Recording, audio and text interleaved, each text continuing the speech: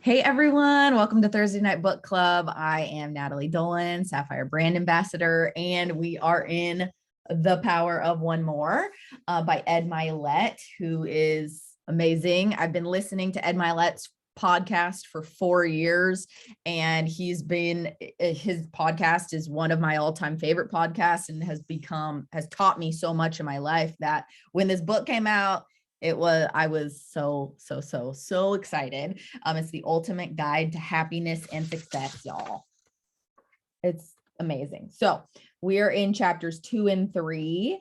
One more living and your matrix, and one more try. And these first few chapters are really setting the foundation for a lot of these success habits that he talks about throughout the rest of the book, which gets even meatier.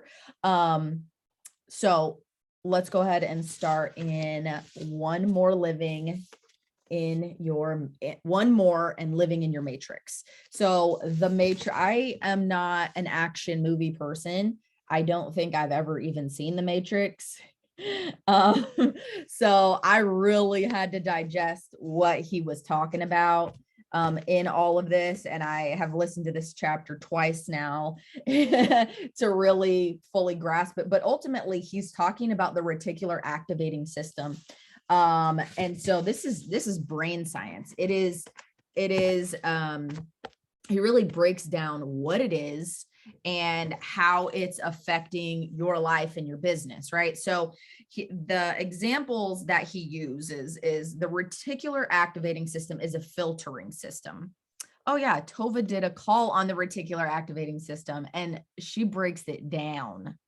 Maybe you can drop that in the comments of the book club chapter as well, Tova, because for those who want to dig deeper into that again, because knowledge is power, right? And understanding, the more I learn about the brain, the more blown away I am by how important it is to take control over your brain. And even I do brain supplements and things like that.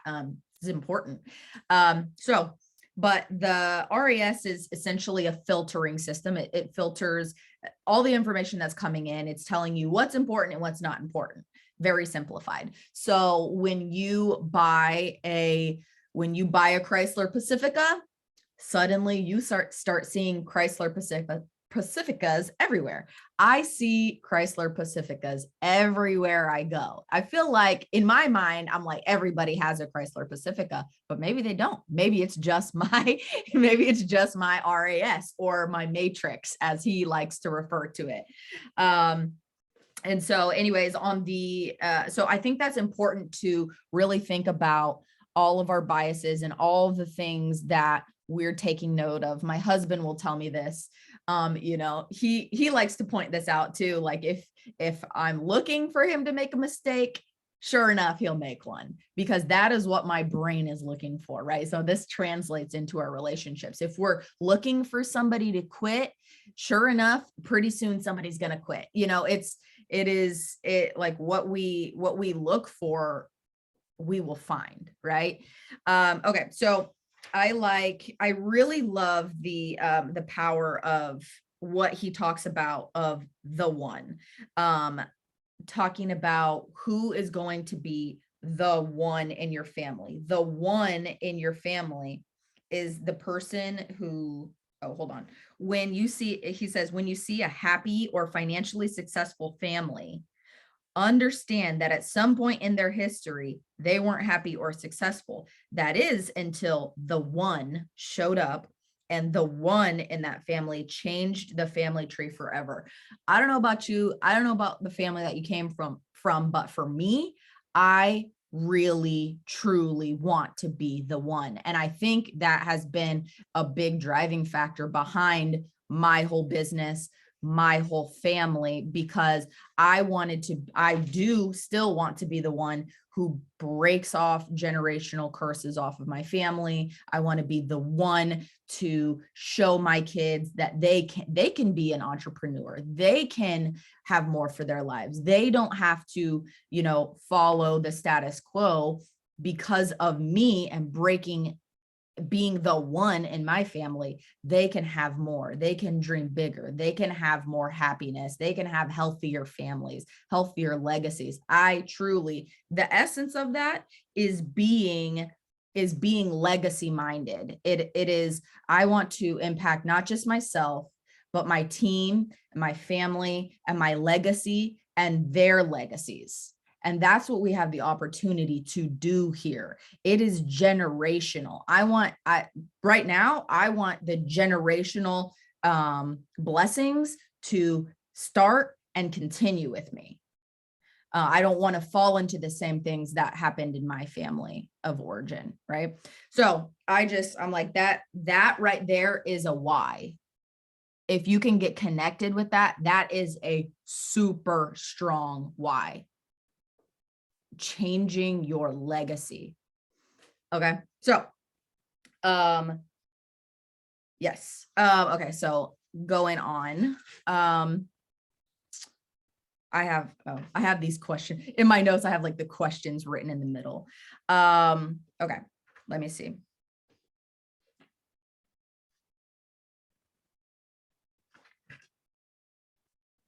I love this quote on page 29 where Neo, from Morpheus, it's the Matrix quote. And I was like, wow, this is powerful.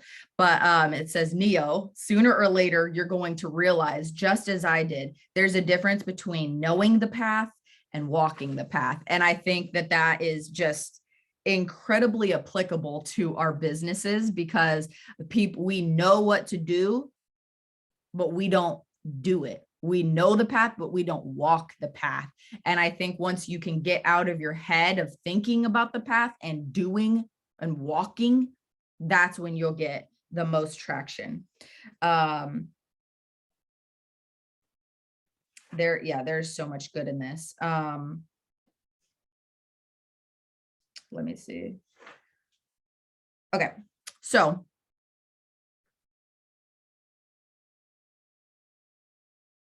he talks about how to program your matrix, which I think is pretty much the meat and bones of this, right? Like, you need to know, like, okay, so what do I actually do? I get it. I see the matrix, and here is how you program it. You program your matrix through intentional, repetitious feelings, words, and visualizations. Be doggedly persistent in if you want success. This is actually something that I have been working on. So to simplify it, it's think it, see it, feel it. Okay, this is something my counselor actually taught me from the Bible. And so I love that he completely aligns with like how to program your RAS, right? And so for me, it is, if I want more peace, something I've been working on is in Psalm 23, thinking about it, visualizing it, seeing it in my mind, and feeling it. And that's how you get something solid in your soul to transform yourself. You stop caring about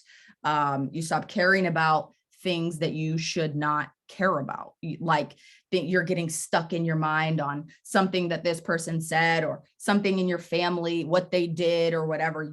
Those things stop tripping you up so deeply when you kind of retrain your mind on what is important, right? So you can do it for peace. You can think it, read through, think it, see it in your mind, spend time to visualize it, and feel the feelings you should feel. So I was like, wow, that is so important. He goes on to say, breaking it down further, activation also comes from preparation, gathering knowledge, courage, permitting yourself to fail, giving yourself permission to chart your path, and gratitude.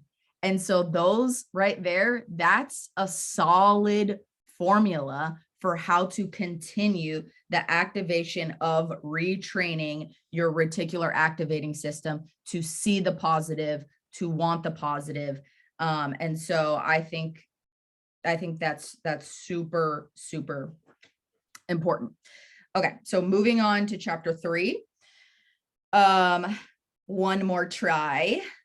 In my mind, every time I was reading this chapter, I gave it like a little sub title where I have been calling it in my mind, Triumph and Trying. And where I saw this sermon by Mike Todd, where he was saying the problem with a lot of people is that they don't even want to try. And the way to success is to triumph in just trying. Triumph in just trying. And that is how you get to where you need to go. And so I love how simple it is, and how something so simple can make such a huge impact. It is the way to success. Let me see. He talks about when you, let me see, page 40. When you act and do the same things as everyone else, you get the same results as everyone else. And like this goes, we're not supposed to be acting average and doing the average that everyone else is doing. We are in the business of rising above average. None of us are here to be an average ambassador, to have an average life. We're here because we want more out of our lives. Therefore, we cannot do what everyone does. For me, this has, since reading this book, I have found myself applying this. Just for an example, I see this showing up at the gym. I see myself doing every single workout that I do. If there is a timer on it, I go until the very last second and then one more second. And I see myself being the very last one doing a burpee. Everyone else stopped and I'll get my one last burpee in.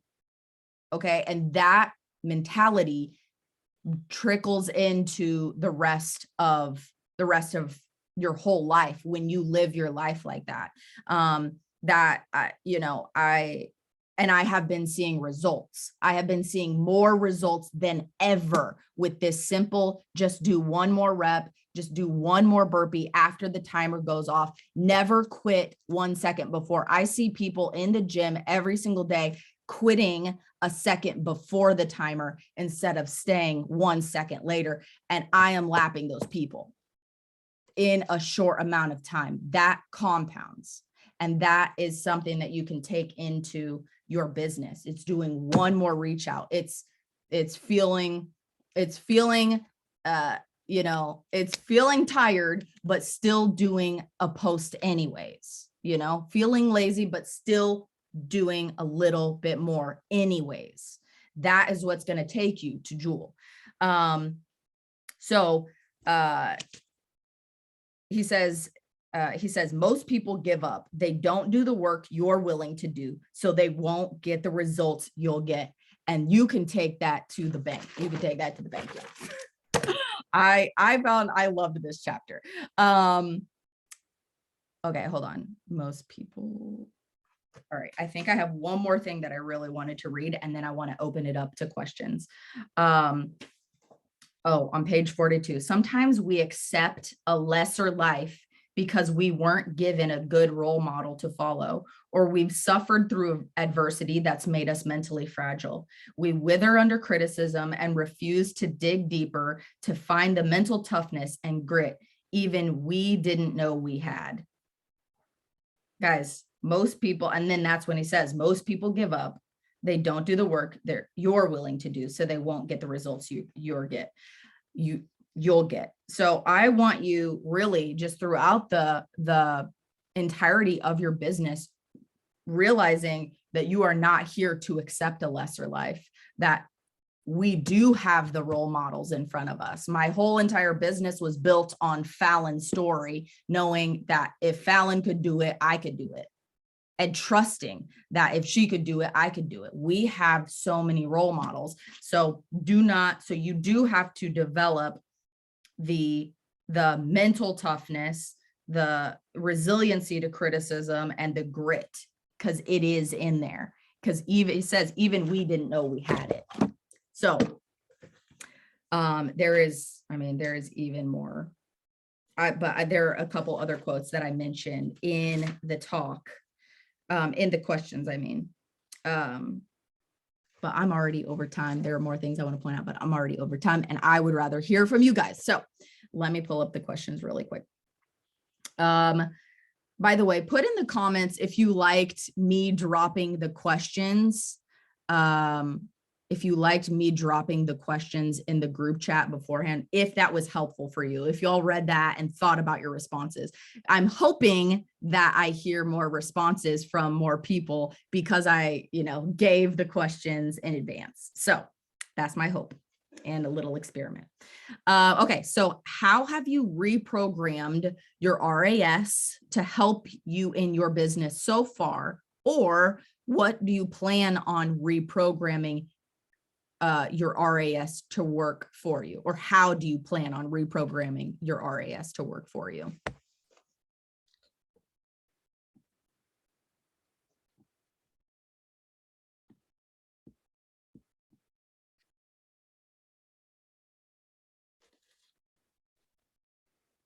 I kind of feel like you already hit on it a little bit, Natalie. For me anyways, you were saying that, I'm trying to remember my words now. For me, my RAS, reprogramming it from seeing somebody being negative and being like, I'm expecting somebody to give up, or I'm expecting somebody to not contact me back, or I'm expecting somebody to just fall off. I'm gonna find that if I keep expecting that. And so I've been working on reprogramming my mindset to be positive towards the business and towards my reach outs and towards the people that are my current VIPs, and being like, no, I'm expecting them to succeed. I'm expecting them to be positive with me as I continue to be positive toward them about this. And so that's kind of how I've been working on reprogramming my RAS. I was gonna kind of going along with what Michaela said, like even when I remember there was like a season in my business where I literally felt like everyone I signed up was detoxing really bad. It was like, why does your head hurt right now? So I think that for a while there, I felt like every time I signed somebody up, I was like in this weird expectation that they would detox too, that it would be a bumpy start for them too, and that they would have to push through, So I think I really had to reprogram that because I can't expect every single customer to sign on to not have a pleasant experience their first week or their first 2 weeks. So that's what that made me think of, is like just that detoxing. We've all experienced it, but honestly, not everyone experiences that, so we can't put that on every customer or tell every customer, oh my God, like you might detox really bad. Like, you know what I'm saying? Like, you don't say that because they might have a really great experience. Their first month, they might not experience that. And if they do, then you deal with it, but you can't put that on everybody and expect them to have a negative response.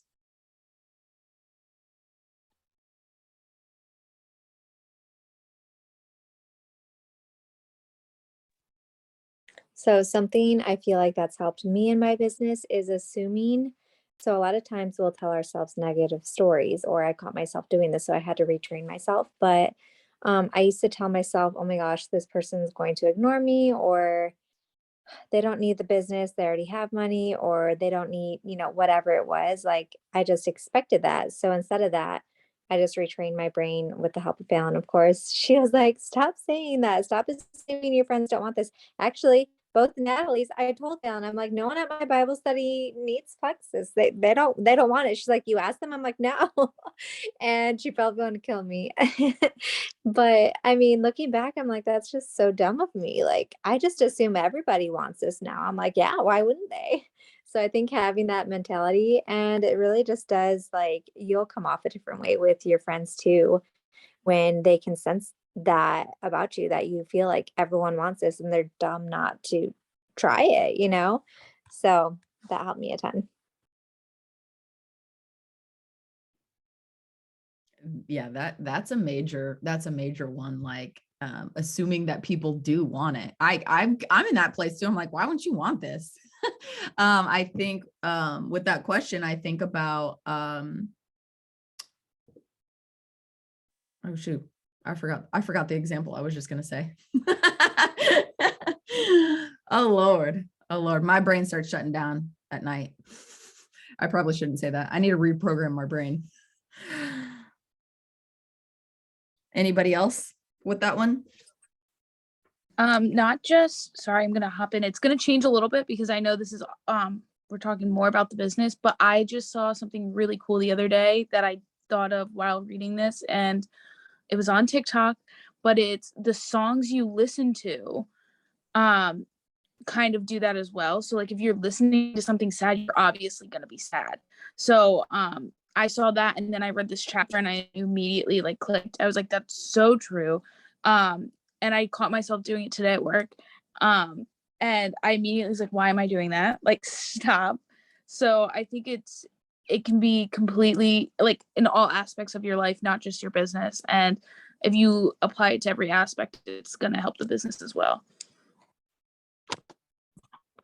Yeah, the music that I listen to before you work your business, that's a business tip right there. I listen to my song. Y'all know I have my anthem. I put that on and you prime your brain, right? Like I put that on and then I'm ready. I'm like primed. I'm ready to talk to some people. You putting yourself in the right like energy state is important. Like you give that off even in messages. What I was going to say, I remembered is the retraining I had to do was when I would message people and then they wouldn't respond or they saw it, I would, back then I would be like, oh, I annoyed them, or oh, I was pushy, or oh, they're ignoring me. Now people say, oh, they're ghosting me. And all of that is, it's literally just a story you're telling yourself. Now I'm like, oh, they're just busy. Oh, they saw it and got busy. Oh, they saw it and forgot. Because you know why? That's exactly what I do constantly. I saw it and I couldn't respond, so I didn't, and then I forgot. Like, y'all know you better hit me with that double and triple text because I am not ignoring you. Like and so that is the grace that I extend to people. And either way, it's a story. So you might as well tell yourself the story that helps you to keep going, the story that empowers you, the story that gives people the benefit of the doubt and assumes the best. So that is a really powerful way to reprogram your mind. Like, people are just busy. It's up to me to be professional and follow back up. Okay, next question. Where have you seen the one more try philosophy manifest positively in your business? Hey everyone. So for this one, I have to bring up the busting open the piñata thing he points out on page 42 and 43. I am obsessed with this analogy. I got the visual, I felt it even emotionally. You're blindfolded, you're swinging, you hit some candy falls out, you keep trying, and then here comes the flood of candy, right? And it's that concept of what if you did not keep swinging? What if you didn't keep trying? What would have happened? Like, you would not have gotten that flood of candy. And sometimes we get into seasons of life, not just even in the business, where you just feel like you're swinging and missing, and you're swinging and you're missing. And so for me, like, that question just resonated with this little whole analogy and this visual of, you come into this, you just want to feel so good, you want to make some extra money for your family, or maybe get your products paid for. Then you dive into the business, but maybe sometimes you feel a little blindfolded, or like you're swinging and maybe you're missing, or maybe you get a little candy and like you get it like a good little month and a good boost. But the point is that we all want that flood of candy, right? This is what our why is for, whatever it is for everybody individually. And so for me, it's like, I'm going to keep swinging until I get that flood. And so it's trial and error. It's like perseverance, but that analogy is going to stick with me a really long time. I'm probably going to use it over and over and over again with people that I know that may be feeling discouraged, even with the products or with the business, or even in my personal life, maybe my kids, I might be using this. I just thought it was so brilliant and such a blessing to see him relate something so simple to something that we could all just plug into our life, no matter where. Keep swinging at that piñata. You might feel blindfolded. You might not feel like, oh gosh, what am I doing? But that burst is going to come. And that is my foundation right now in this business and just in life in general.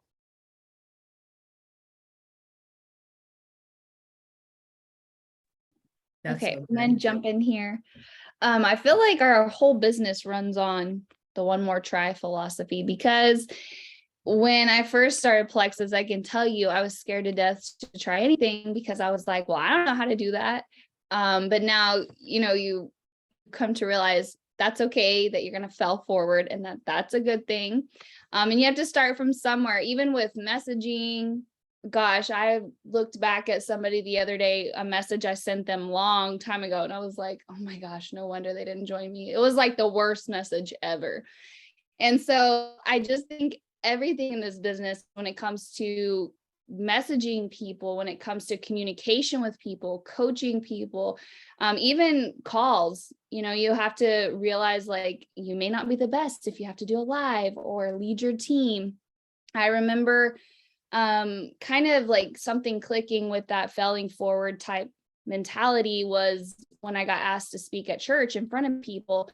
And I was like, you mean like a Wednesday service? And they were like, yeah, it's a 7-on-7. It's going to be 7 minutes. And I'm like, you want me to stand like in the front of the church and like speak to people? And they were like, yeah. And I just could not, I was like, what the heck is happening here? But it was like something, the mentality was like, feel the fear and then do it anyways. Because if I never start, how are you going to get better? Like, how are you going to have any foundation there? Like, you have to just say, okay. So that's what I did. I was so scared, and I was like, I don't know what the heck they're doing asking me. But from that, those little seeds were planted, and then I was able to have like a foundation to start building confidence, and like growing in that area. And so I really feel like that when I thought about the one more try, it's like everything. You'll have somebody, a business person that comes, and maybe they're going to quit or whatever. You're going to try again, because you will find your person. And so it's like having that mentality of like just doing it anyways and kind of setting that. Yeah, the foundation. I don't know.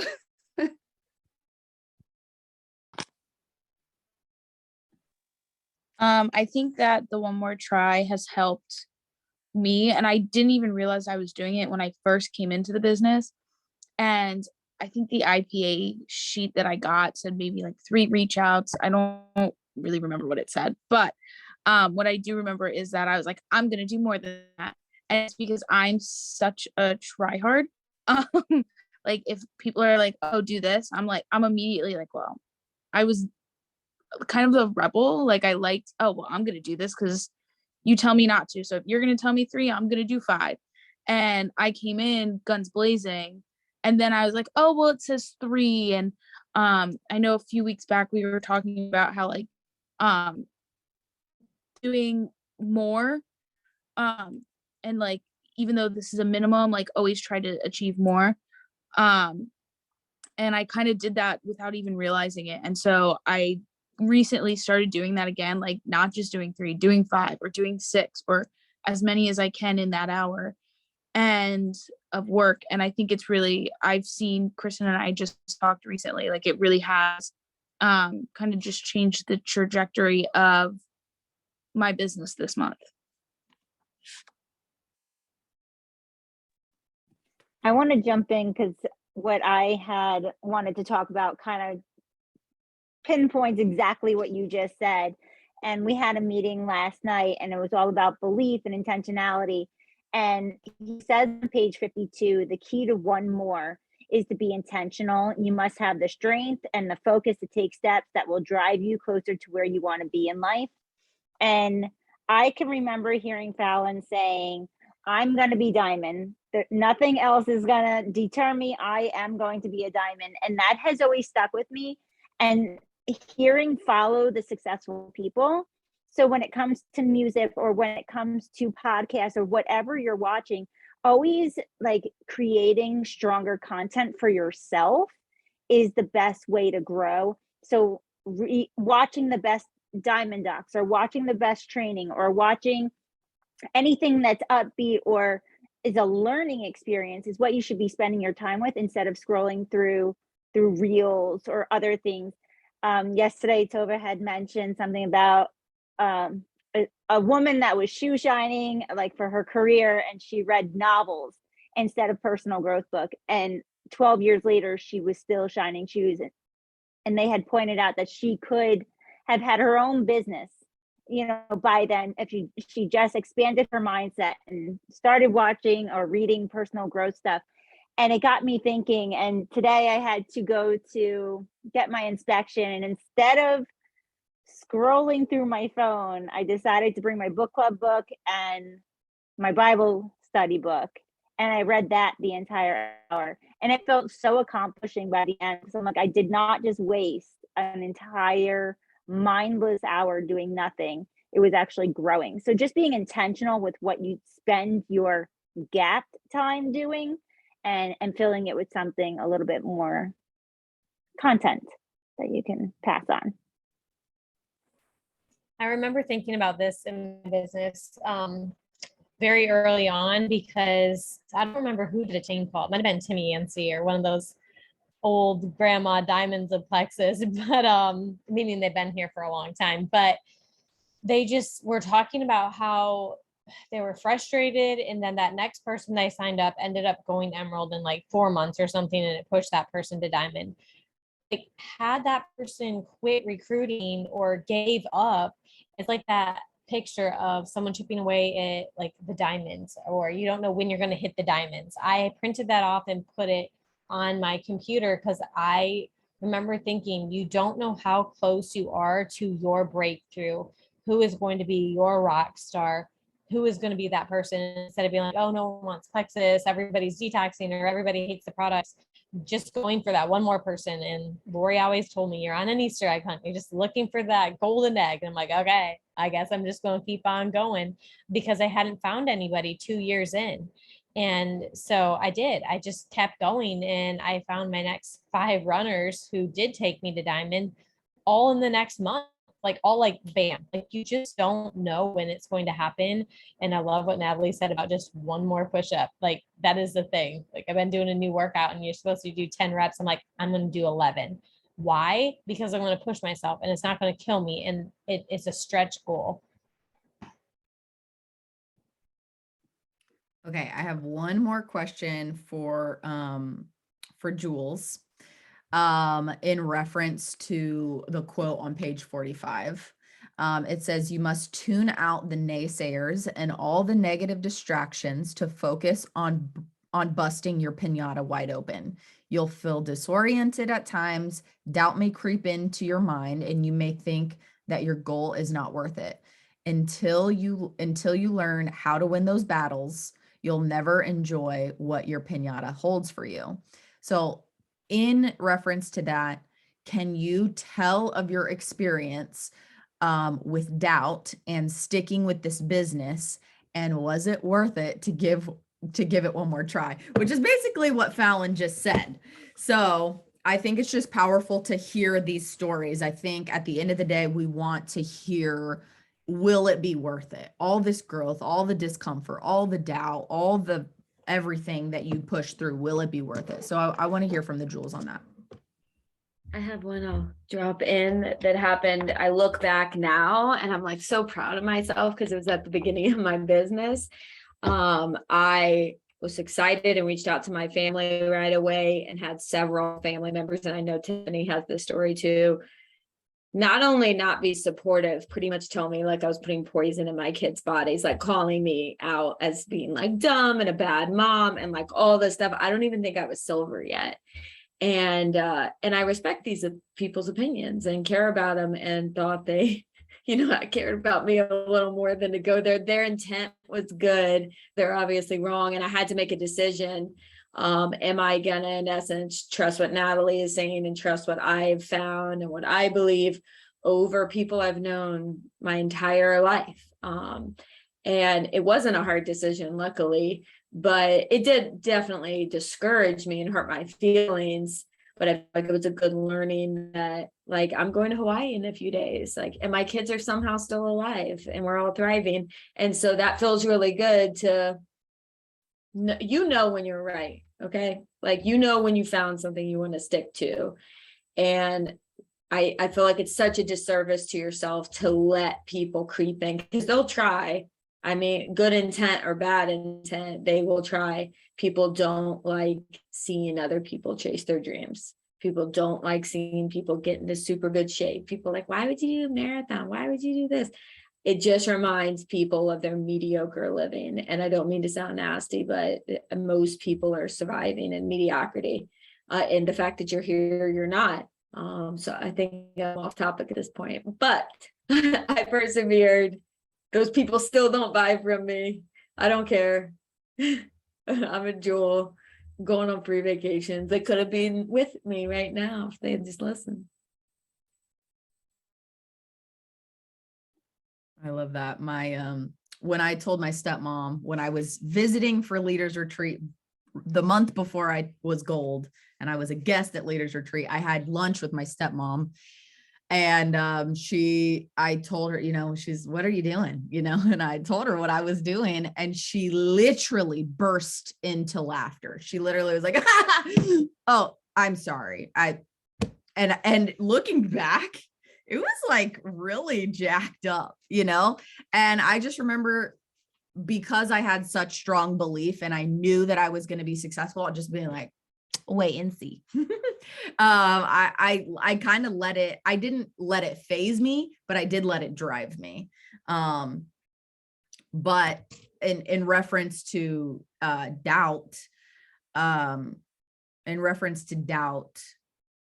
and sticking with my business, there have been many, many times where I didn't feel like doing this anymore, or I thought this was going to be and I thought this was too hard. And I thought that this, I had too many things to learn and too many obstacles to overcome and too many things working against me and not enough support and just a lot of scarcity. Right. And I doubted whether or not I could even be a jewel all the way up until I actually hit emerald. I think a part of me had belief in myself, but I still had doubt. But I will say, without a doubt, it was worth just continuing on, just another month, another day, another week, another month, another year, when my timeline didn't match up to what I thought in my mind my timeline needed to be, and it never matches up. And so I can say that the life that we live now and the job I get to do is so rewarding that it is 1,000% worth the sacrifices and the work and everything you have to learn and overcome, and the grit you have to develop, through failing forward and all of that, and people quitting your team and whatever, because I love what I do. And we have incredible incentives, and we have about to go to Hawaii, and we're, and just the freedom that we have now, it's incredible. And it's so worth it. Does any other jewel want to share before we close out? I was gonna just add, I think it was when I was Ruby, where I lost all of my business builders and I had to rebuild like my whole team. And I don't think we talk about that enough, like seasons of rebuilding where maybe people fall off or that happens, because honestly, that will sharpen you in ways that like you will not imagine, because it's like you feel like you're starting all over, but really you're not, right? Because now you're in a place that you were not before. You're not back at zero. You're somewhere with a lot more experience. But if there's anyone even going through that, you just keep going and you can rebuild and you can get new people. But I think that's just something I want to add that in there, because when that happened to me and I felt like, wow, like what has happened to my business? Like this person fell off and this person fell off. And I thought this person was going to go all the way. And I thought this person was going to be a diamond, like, but I think it's just to show us like, that what's possible. If you can do it once, you can do it again. So if you're maybe not re-ranking, you can do it again, so just be encouraged in that happens, been doing this for years now, and I've seen, that the team that'll take you to senior gold is not probably going to be the team that takes you to emerald. It's not going to be the team. It wasn't the team that took me to emerald. So definitely that's such a one of my biggest learning experience doing this is just to not give up and to have grit, and the people will come, and you just don't give up, you just keep going. And yes, I'm very excited that we will be in Hawaii in like 2 weeks, so just want to add that in there. In 1 week. Was it worth it? 100% worth it. 100% worth not giving up. No regrets. Hey guys, so I have a similar experience. So just this fall, if you know the inside story, there's just been so much going on here where it would have been so much easier to totally disappear off social media and never return again. Like, I don't know. My life's been crazy. But, honestly, I was in a season of needing to find some new business builders. I felt like a lot of my friends had deserted me, things like that after I moved. And I was just feeling really sad about it for one day. And I was like, I need to pray about this. Like, why am I not praying about my business? So I prayed about it, and 3 different people reached out to me about the business. And out of those 3 people, I have an amazing new friend and business builder on my team. So had I given in to feeling sorry for myself and staying stuck there and just like being like, yeah, you know what? I'm just so upset. I can't even post. I can't do any of this, blah, blah, blah, which would have been really easy to do. I just did the things anyways. I did the hard things. And through that, you just develop more self-discipline. You develop so many things that you wouldn't have to develop if life was always so easy. So yeah, definitely with, like Natalie said, you just have to keep going, and you really just never know, like you never know what's waiting for you on the other side of doing hard things when it's just not easy, so definitely we've all been there, and it's so important to just keep going when it's not easy, because it's more rewarding. Like if everything was easy, you wouldn't appreciate it so much. So being where you're at today, was it worth it? For sure. It's always worth it. Awesome. That reminds me of the quote at the very end. Courage doesn't always roar. Sometimes courage is a quiet voice at the end of the day saying, I will try again tomorrow. Mic drop. On that note, y'all, we have gone over, so we will close it out. So much good stuff. I loved these chapters. And thank you so much, everyone, for sharing and participating. And that's all we've got for tonight. See you next week.